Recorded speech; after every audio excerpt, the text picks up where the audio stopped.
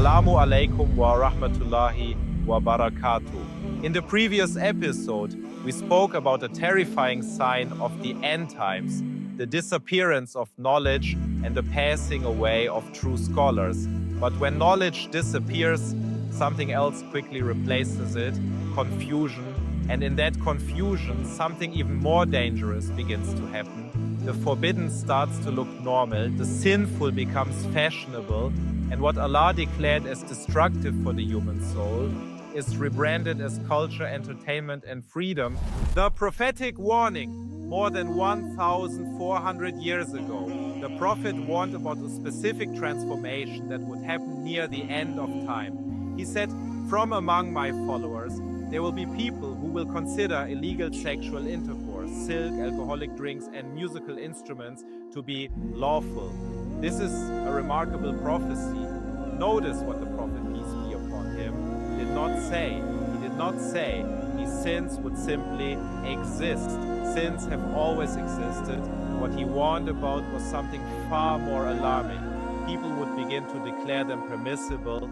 The line between halal and haram would slowly dissolve. And when that happens, the moral compass of an entire civilization begins to collapse. The first sign, intoxication of the mind. Islam places immense importance on the protection of the human intellect. One of the central objectives of Islamic law is preserving the mind, because the mind is the vessel through which humans recognize truth. When the mind is clouded, truth becomes blurry, and when truth becomes blurry, people can be manipulated. That is why intoxicants hold such a dangerous place in Islamic ethics. The Quran did not prohibit alcohol suddenly. Instead, the prohibition came gradually. First, Allah distinguished between intoxicants and good provision. Then the Quran revealed that while intoxicants may contain some benefit, their harm is greater than their benefit. Later, believers were instructed not to approach prayer while intoxicated. And finally, the decisive command came. Allah said, "O you who believe, intoxicants, gambling, idols, and divining arrows are abominations from the work of Satan. So avoid them so that you may succeed." Notice the word used in the Quran, not simply do not drink, but avoid it entirely, stay away from it, even the environment that surrounds it, because intoxicants do not only harm individuals, they reshape societies. The Prophet's warning about intoxicants. The Prophet gave a clear definition that expanded beyond just wine. He said, every intoxicant is khamr, and every intoxicant is forbidden. It does not matter what the substance is made from, grapes, dates, honey, wheat, barley. If it intoxicates the mind, it falls under the same ruling, and the Prophet, peace be upon him, went even further. He warned that Allah cursed not only the one who drinks alcohol, but 10 categories connected to it: the one who produces it, the one who transports it, the one who sells it, the one who buys it, and the one who profits from it. Why such a comprehensive prohibition? Because Islam does not only address individual behavior, it protects the entire moral ecosystem of society, the normalization of entertainment culture. But intoxicants are only one part of the end-timers warning. The Prophet, peace be upon him, also mentioned musical instruments and entertainment culture as signs that would spread widely. In Islamic scholarship, many classical jurists understood certain forms of music and entertainment as distractions that sedate the heart. The Quran warns about people who purchase idle talk to mislead others from the path of Allah. Early companions like Ibn Mas'ud interpreted this phrase as referring to singing and musical distractions. Why? Because entertainment has the power to shape emotional reality. It fills the heart, and whatever fills the heart directs a person's life. The spiritual psychology of distractions. Islamic scholars studied not only the legal rulings of entertainment, but also its psychological impact. One famous statement from the companions captures this idea clearly.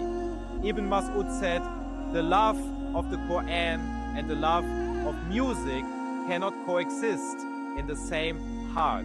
The point was not simply about sound, it was about what occupies the inner world of a believer. The Quran awakens humility, reflection, and remembrance of Allah, but entertainment often stimulates the opposite: desire, distraction, emotional intoxication. And when these influences dominate a society, the collective spiritual sensitivity begins to fade, a civilization of constant distraction. Today, entertainment is not occasional, it is constant. Music streams everywhere, films, social media, digital content, and endless stimulation fill every waking moment. Modern scholars describe contemporary media as a double-edged sword. It can be used for good, or it can become a tool that spreads indecency, violence, and moral confusion. But one thing is undeniable: never before in human history has distraction been so universal. And this fulfills the prophetic warning that entertainment culture would become widespread in the later times, when haram is rebranded. Perhaps the most disturbing part of the prophecy is not the existence of sin, it is the rebranding of sin as virtue.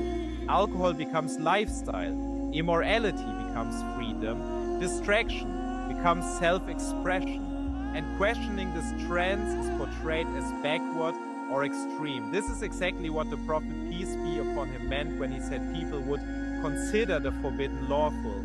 The moral language itself changes. Words are redefined, and slowly entire generations forget what the boundaries once were. The consequences mentioned in Hadith. Some prophetic narrations warn that when societies normalize these behaviors, they may face severe consequences. Among the warnings are 3 types of calamities: Khasf, the earth swallowing people; Mask, transformation into animals; and Kalf, bombardment from the sky. Scholars differed on whether these transformations are literal or metaphorical. Some understood them as physical punishments, others interpreted them as spiritual transformations, where people begin to behave with the instincts of animals, driven purely by desire. Either way, the message is clear: a civilization that abandons moral restraint cannot remain stable forever. The deeper issue: a distracted heart. At its core, this sign of the end times is not just about alcohol or music, it is about the state of the human heart. Islam allows rest and recreation. The Prophet, peace be upon him, encouraged activities like archery, horseback riding, swimming, and wrestling, healthy forms of relaxation, but the purpose was balance. Entertainment should refresh the soul, not dominate it. When amusement becomes the central purpose of life, the heart becomes blind to deeper realities, and a blind heart cannot recognize truth, a test for our time. For believers living in this era, the challenge is immense. We live in the most entertainment-saturated environment in history, but the prophetic warnings are not meant to produce despair, they are meant to produce awareness, because the signs of the end times are not only predictions, they are guidance. They teach believers how to navigate the storms of their age, to protect their minds, guard their hearts, and remain connected to the remembrance of Allah. As the Prophet, peace be upon him, warned us about the signs of the final hour, he also gave us the cure: hold firmly to the Quran, seek authentic knowledge, and protect the purity of the heart. Because when the world becomes intoxicated with distraction, the believer must remain spiritually awake, and perhaps that is the greatest test of our time. Until the next episode, where we will explore another powerful sign of the approaching hour. May Allah protect our hearts, our minds, and our faith. Wa assalamu alaikum wa rahmatullahi wa barakatuh.